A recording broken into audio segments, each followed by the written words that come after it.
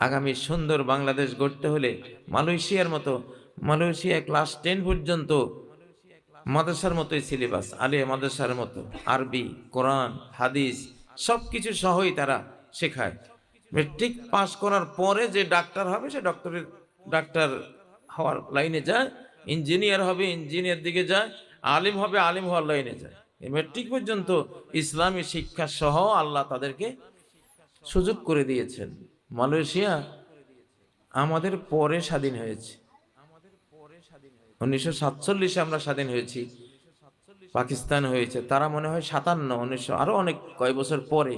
তখন মালয়েশিয়ার ছেলেরা এই বাংলাদেশে এসে পড়ে থাকতো বিশ্ববিদ্যালয়ে পড়ার জন্য। মালয়েশিয়া কিছুই ছিল না, কিছুই ছিল না।